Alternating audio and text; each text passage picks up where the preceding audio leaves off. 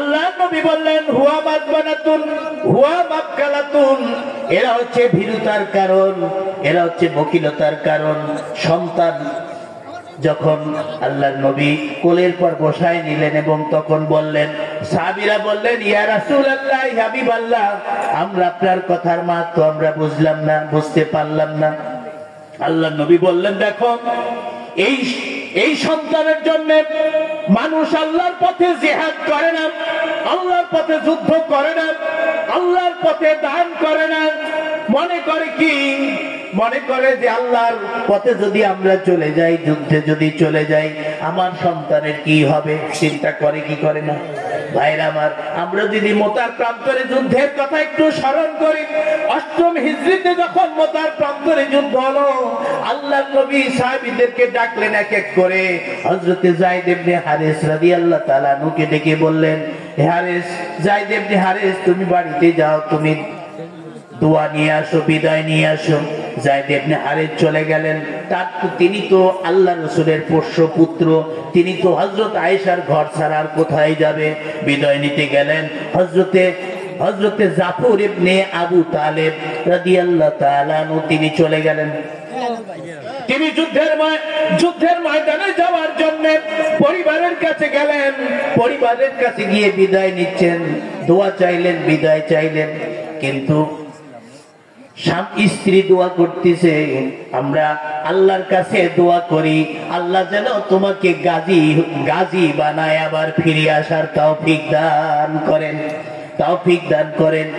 ভাইরা আমার, কিতাবে হাদিসে কিতাবুল মাগাজির মধ্যে এসেছে মোতার যুদ্ধের যে ঘটনা, সেখানে হযরত জাফর ইবনে আবু তালিব রাদিয়াল্লাহু তাআলা আনহু বললেন, হে আমার প্রাণের স্ত্রী, এই দোয়া করে কোনো লাভ হবে না। তিনি তরবারির উল্টো পিঠ দিয়ে স্ত্রী হাতের পর ঘষতে লাগলেন আর বললেন, তোমার দোয়া আল্লাহর দরবারে কবুল হবে না, কারণ আমার পরেও আরো সেনাপতির নাম ঘোষণা করা হয়েছে, তার নাম আব্দুল্লাহ বিন রাওয়াহা।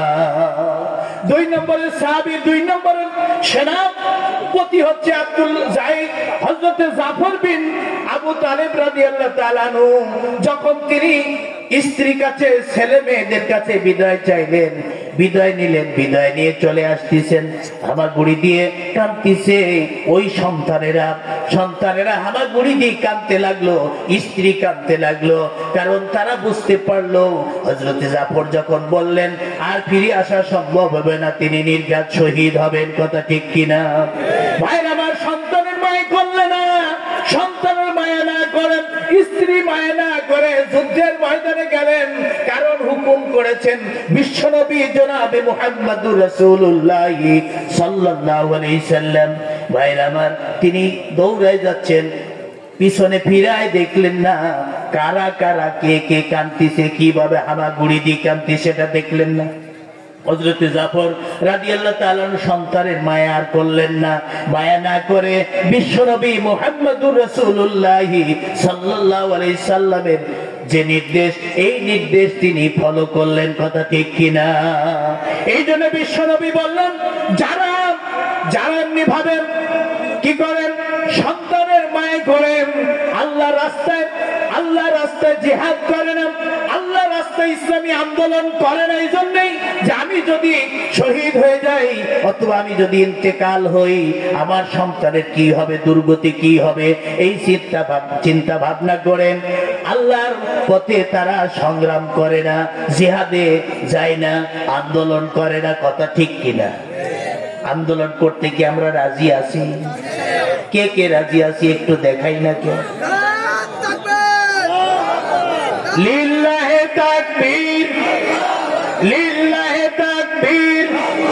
সংসদে জালো, সারা জায়গায় জালো, সমস্ত জায়গায় জালো, বাতিলের চোখের সামনে জালো। আলহামদুলিল্লাহ, বাতিল যারা তাদের সামনেও জ্বালাতে হবে। কথা ঠিক কিনা? ঘর বাড়ি সকল জায়গায়, শুধু সংসদে নয়, ইউনিয়ন পরিষদে, ওয়ার্ডে সকল জায়গায় কোরআনের আলো জ্বালাতে হবে। কোরআনের আলো যদি জ্বালানো যায় তাহলে সকল দুর্নীতি দূর হয়ে যাবে, সকল জায়গায় শান্তি পরিবারে শান্তি, সমাজে শান্তি, রাষ্ট্রীয় শান্তি। কথা ঠিক কিনা ভাইরা আমার? এই জন্যে কোরআনের আলো ওরা জ্বালাতে চায় না। কোরআনের আলো জ্বললেই ওদের বিপদ। কোরআনের আলো জ্বালানোর কথা যখনই আমরা বলি ওদের কলিজায় জ্বলিয়ে যায়, জ্বলিয়ে যায়। কইলে মৌলবীরা আবার করে কি, কয় কি বলেন? কথা ঠিক কিনা ভাইরা আমার, বন্ধুরা আমার? তাই বলছি যে আল্লাহর নবী বিশ্ব নবী মুহাম্মদুর রাসূলুল্লাহ সাল্লাল্লাহু আলাইহি সাল্লাম বললেন, এই সন্তানেরাই হচ্ছে ইসলামী আন্দোলনের বাধা সন্তান। এই মা বাপ এমনও আছে যে ইসলামী আন্দোলন করে না, যুদ্ধের ময়দানে যায় না, কারণ মারা গেলে সন্তানের কি হবে ওই চিন্তা করে। আমি তাই বলি, ছাগল যদি চিন্তা করে যে আমি মারা গেলে, আমার জবাই করলে আমার খাল, আমার চামড়া কি হবে, ওই চিন্তা করে লাভ আছে? কারণ আমরা মুসলমান, আল্লাহর জমিনে আল্লাহর দ্বীন প্রতিষ্ঠা করার লক্ষ্যে আমাদেরকে আন্দোলন করতে হবে। কথা ঠিক কিনা? কারা কারা আমরা রাজি আছি ভাইরা আমার?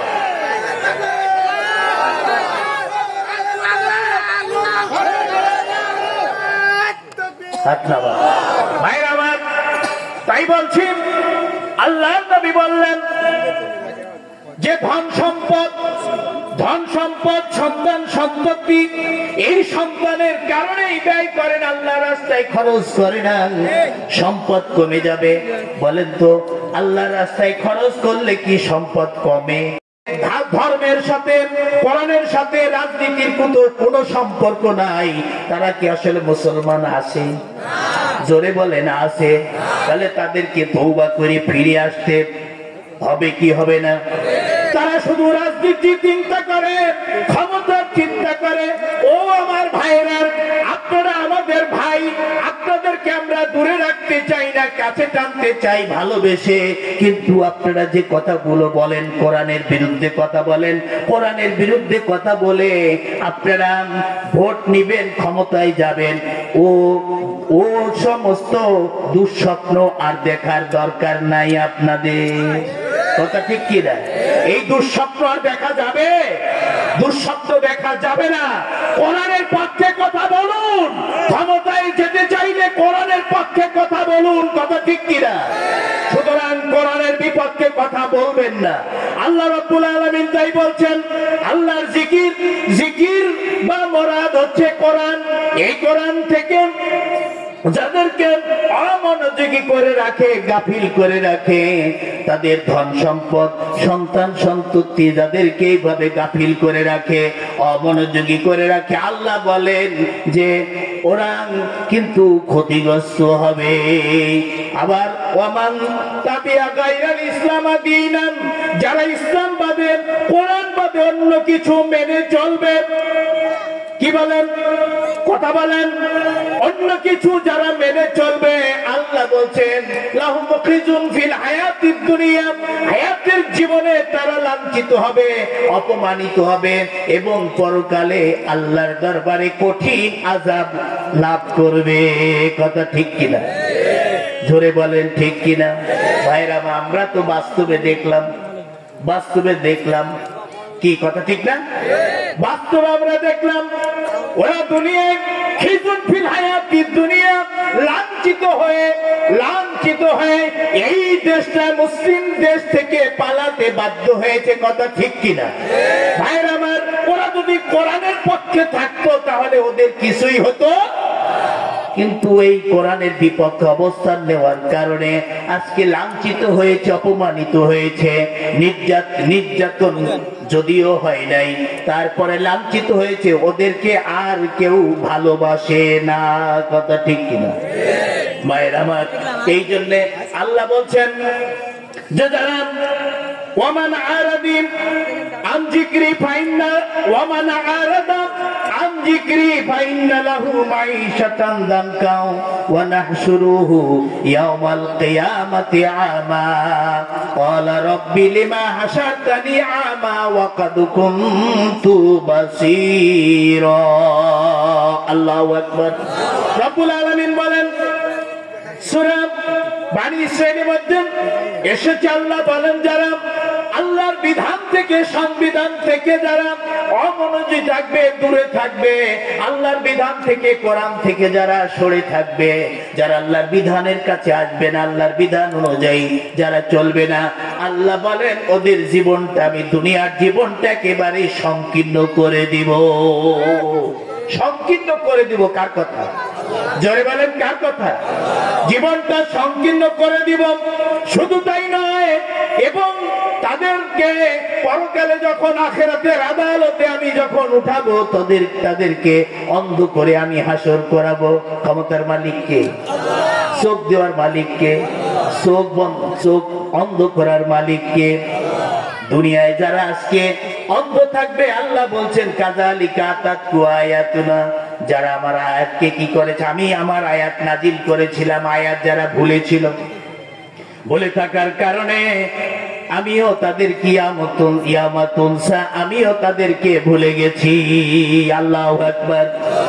রব্বুল আলামিন এই জন্য বলছেন, যারা আল্লাহর বিধান থেকে কোরআন থেকে যারা দূরে থাকবেন, আমি ওদের দুনিয়ার জীবনটা একেবারে সংকীর্ণ করে দিব, ছোট্ট করে দিব। দেখবেন দুনিয়ার রাজনীতি যারা করতেছে, যারা দুনিয়ায় ব্যস্ত হয়ে গেছে, ব্যবসা বাণিজ্য আর ইসলামিক রাজনীতি যত কিছু দেখেন, আল্লাহ এদের সময়টা তাড়াতাড়ি করে অতিক্রান্ত করে দেন।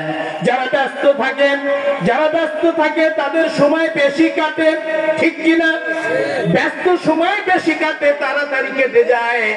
আর শুধু বসে বসে থাকার কিন্তু সময় কাটে।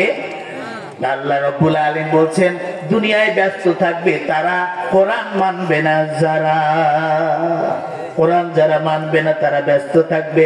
ব্যস্ত থাকার কারণে আমি ওদেরকে অন্ধ করে হাসর করাবো। কিয়ামতের দিন সেদিন বলবে, লিমা হাসাত ক্বালা রাব্বি লিমা হাসাতনি আবা, ইয়া আল্লাহ আমাকে কেন তুমি অন্ধ করে হাসর করালে? ওয়াকাদ কুনতু বাসীরা, আমি তো সব দেখেছি, সব দিকে চলাফেরা করেছি, কিন্তু এখন অন্ধ। আল্লাহ বললেন, লাহুম লাকুম, তোমাদের চোখ আছে, যাদের চোখ আছে, চোখ থাকা তারা চোখ থাকা সত্ত্বেও তারা দেখে না। লাহুম কুলুবুন লা ইয়াফকাহুনা বিহা ওয়া লাহুম আয়ুনুন লা ইউবসিরুনা বিহা ওয়া লাহুম আযানুন লা ইয়াসমাউনা বিহা উলাইকা কাল আনাম বাল হুম আদাল ওয়া উলাইকা হুমুল গাফিলুন। আল্লাহু আকবার। ভাইরা আমার, বন্ধুরা আমার, আল্লাহ রাব্বুল আলামিন বললেন, যাদের অন্তর আছে কিন্তু বোধ শক্তি যাদের নাই, চোখ আছে দেখেই দেখে না, যাদের কান আছে শুনেই শুনে না, আল্লাহ রাব্বুল আলামিন তাদেরকে চতুষ্পদ জানোয়ারের সাথে তুলনা করেছেন। কিসের সাথে?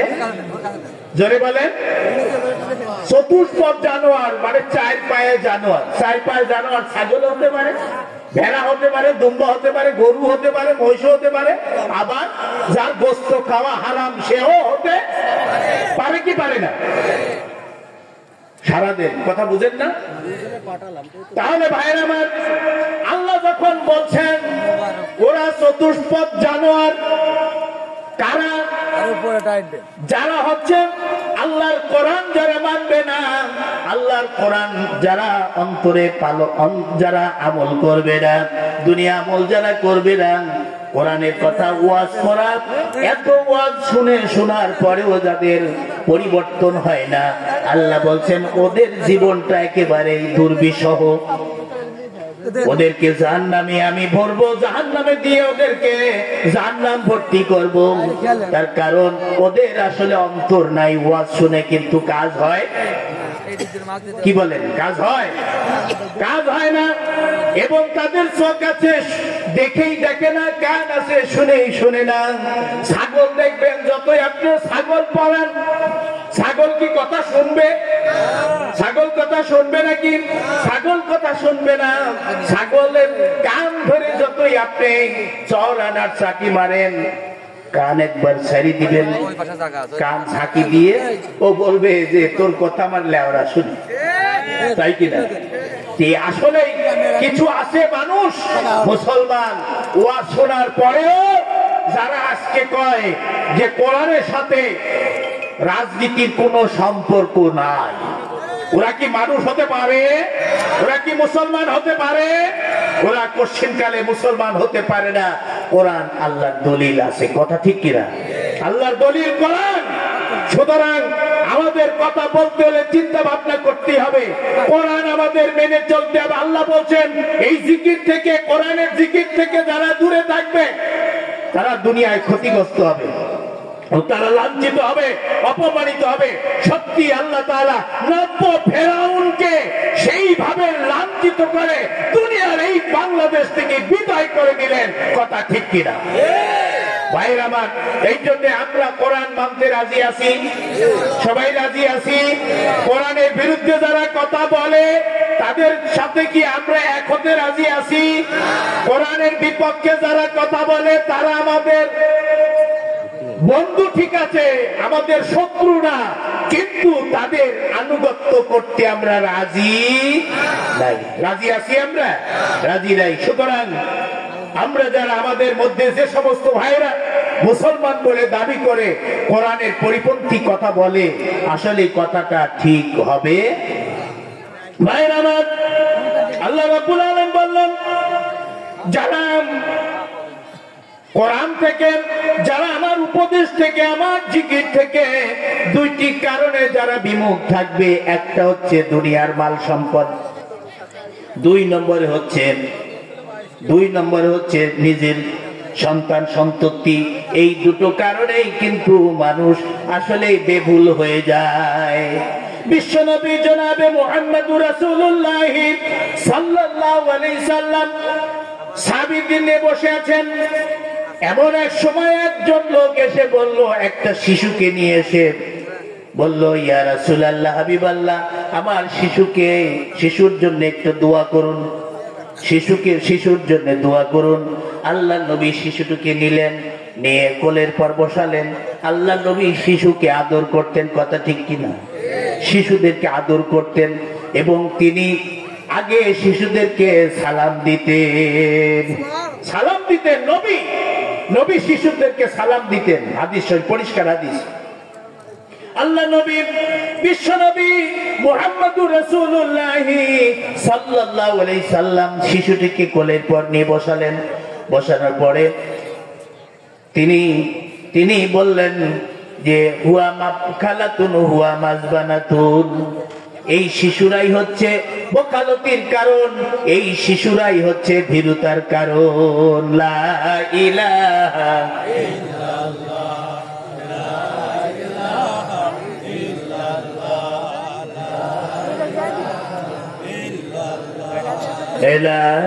ইলাহা ইল্লাল্লাহ, লা ইলাহা ইল্লাল্লাহু মুহাম্মাদুর রাসূলুল্লাহ। মহিলাদেরকে, মা বোনদেরকে অনুরোধের সাথে বলছি, আপনারা একটু সামনে আগায় যাক কয় আইজি বসেন, নাকি? হ্যাঁ, ঠাসাঠাসি হয়ে বসেন, এমন গরম পড়ে নাই এখন, নাকি? এই জন্য আপনারা সামনের দিকে আগায় বসেন। জানতে পারছি যে আপনারা অনেক এসেছেন, আপনাদেরকে আমি মোবারকবাদ জানাই। আবার আপনাদেরকে বাদ দিয়ে বলতেছি না, আপনাদেরকে মোবারকবাদ জানাই, কিন্তু আপনাদের চেয়ে বেশি তারা আসে, কথা ঠিক কিনা? যদি মাশাআল্লাহ অনেক এসেছেন, আরো আসবেন, প্রধান মেহমান আসলে আরো আসবেন, কথা ঠিক কিনা? কোরআন কি কেউ বন্ধ করতে পারছে? আমি তো সারা বাংলাদেশে যে যারা আলোচনা করছে, আমরা যারা আলোচনা করছি, মাহফিলে লোক কম হয় না, প্রচুর লোক হয়, লোক কত লক্ষ লক্ষ লোক, কথা ঠিক কিনা? বন্ধ করতে পারে নাই। আবার যারা স্বপ্ন দেখতেছে তারাও বন্ধ করতে পারবে না, কথা ঠিক কিনা? যারা ভবিষ্যতে স্বপ্ন দেখার জন্য পায়তারা করতেছে, যারা স্বপ্ন দেখছে, বিভিন্ন রকমের কটূক্তি করছে, কোরআনের বিরুদ্ধে, আলেম ওলামাদের বিরুদ্ধে, মুসলমানের বিরুদ্ধে, ওপরে বালি ওরা ক্ষমতার স্বপ্ন দেখে লাভ হবে? কি বলেন? একমত? কারা কারা আমার সাথে একমত? হাত তুলেন।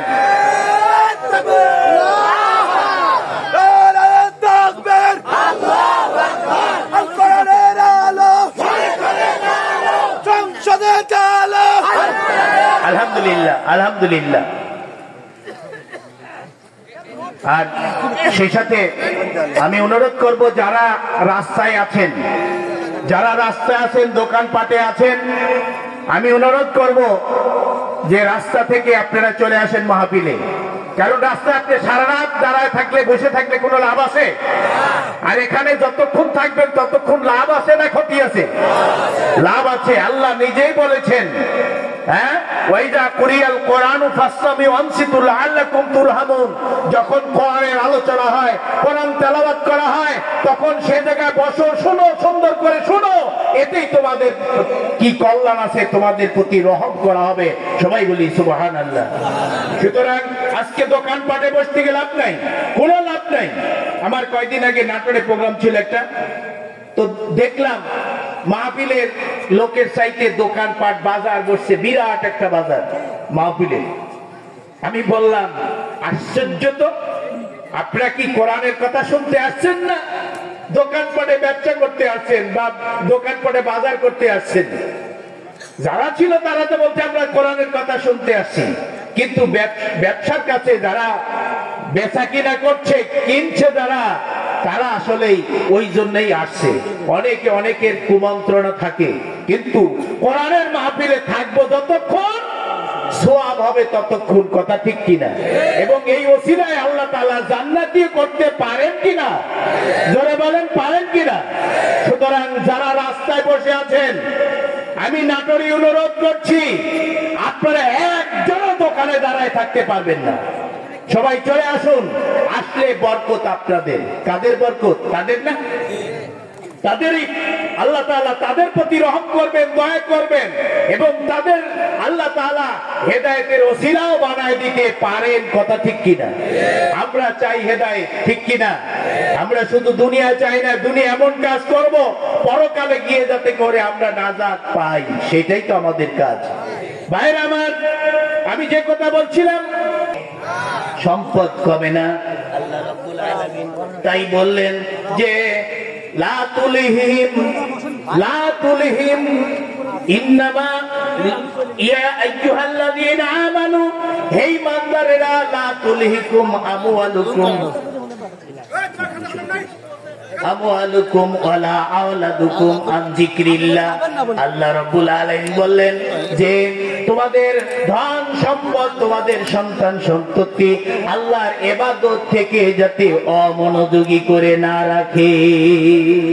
যারাই অমনোযোগী থাকবেন তারাই কিন্তু সফলতা লাভ করতে পারবে, ক্ষতিগ্রস্ত হবে। ক্ষতিগ্রস্ত মানে জাহান্নামী। আমরা কি জাহান্নামী হতে চাই?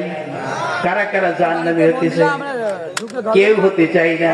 কারা কারা জান্নাতি হতে চাই? ভাইরা আমার, আলহামদুলিল্লাহ, আলহামদুলিল্লাহ। জান্নাতি যদি আমরা হতে চাই, আল্লাহ রাব্বুল আলামিন বলছেন যে ধন সম্পদ কার রাস্তায় খরচ করতে হবে? আল্লাহ রাস্তায়। এই যে মসজিদে যে আমরা খরচ করতে রাজি আছি আমরা? কারা কারা রাজি আছি একটু দেখাবো? কম বেশি যাই হোক, আমরা রাজি আছে কি নাই? যারা রাজি নাই তার পাশে তাকায় দেখেন, তাদের তাকায় দেখেন তারা কি কয়। হ্যাঁ ভাইয়ের আমার, বন্ধুর আমার, যেখানে বিশ্ব নবী মুহাম্মদুর রাসূলুল্লাহ সাল্লাল্লাহু আলাইহি সাল্লামের জবানে বললেন যে যারা মসজিদ নির্মাণ করবে, মান বানা লিল্লাহি মসজিদান, যারা আল্লাহর উদ্দেশ্যে মসজিদ নির্মাণ করবে, আল্লাহর নবী বললেন তাদের জন্য জান্নাতের একটা সুড়ঙ্গ প্রাসাদ নির্মাণ করা হবে। সুবহানাল্লাহ। হ্যাঁ, জান্নাতের মধ্যে যদি আমার জন্য স্পেশাল সুড়ঙ্গ যদি আল্লাহ তাআলা নির্মাণ করে দেন, আমার লাভ না ক্ষতি? দুনিয়ায় সব থাকবে। কথা ঠিক কিনা? আল্লাহ রাব্বুল আলামিন বললেন وَأَنْفِقُوا مِمَّا رَزَقْنَاكُمْ مِنْ قَبْلِ أَنْ يَأْتِيَ أَحَدَكُمُ الْمَوْتُ فَيَقُولَ رَبِّي لَوْلَا أَخَّرْتَنِي إِلَى أَجَلٍ قَرِيبٍ فَأَصَّدَّقَ وَأَكُنْ مِنَ الصَّالِحِينَ। আল্লাহ কত সুন্দর বললেন, হ্যাঁ, মাল সম্পদ সন্তান সন্ততি যেন আল্লাহর ইবাদত থেকে, আল্লাহর জিকির থেকে, আল্লাহর কোরআন থেকে অমনোযোগী করে না রাখে। তারপরে আল্লাহ তাআলা বললেন যে ওয়া আনফিকু মানে আমরের শব্দ, কথা হচ্ছে কি এদিক কথা বলতে, আল্লাহ বললেন আমরের শব্দ মানে হুকুম করলেন ওয়ানফিকু, তোমরা আল্লাহর রাস্তায় খরচ করো, তোমরা খরচ করো মিম্মা রাযাকনাকুম, আমি তোমাদেরকে যা দিয়েছি তা থেকে খরচ করো। সম্পদের মালিককে, জোরে বলি কে? এই আল্লাহ তাআলা যে সমস্ত সম্পদ দিয়েছেন, এই সম্পদের মালিককে। আল্লাহ ইচ্ছা করলে সম্পদ নষ্ট করে দিতে পারেন কি পারেন না? জমিনের মালিক যেমন আল্লাহ, সম্পদের মালিক আল্লাহ, আসমানের মালিক আল্লাহ, কথা ঠিক কিনা ভাইরা আমার? আল্লাহ রাব্বুল আলামিন তাই বলেন আনফিকু মিম্মা রাযাকনাকুম মিন ক্বাবলি আন ইয়াতিয়া আহাদাকুমুল মাউত, তোমাদের মউত আসার আগে আগেই তোমরা আল্লাহর রাস্তায় খরচ করো। কার রাস্তায়? আল্লাহর রাস্তায় খরচ করো মউত আসার আগে আগেই। এখানে কি বলতে পারবেন যে এই মাহফিল করার পরে আমি আরো মাহফিল ধরতে পারবো, এরকম গ্যারান্টি আছে? গ্যারান্টি আছে? আর 10 দিন 20 দিন 1 বছর বাঁচবেন এরকম গ্যারান্টি আছে কারো? কারো গ্যারান্টি নাই। আল্লাহ বলছেন মউতের আগে আগেই তুমি আল্লাহর রাস্তায় খরচ করো। ফায়াকুলা রব্বি লাউলা আখারতানি ইলা আজালিন কারীব। ভাইরা আমার, আল্লাহ সেদিন যেদিন দানকারীদের সওয়াব আল্লাহ তাআলা এত পরিমাণ দিবেন, এত পরিমাণ দিবেন এবং তাদেরকে জান্নাতে দিবেন। জান্নাতে দেওয়ার পরে আল্লাহর কাছে ফরিয়াদ করবে, আল্লাহ আমাকে আবার দুনিয়ায় পাঠাও।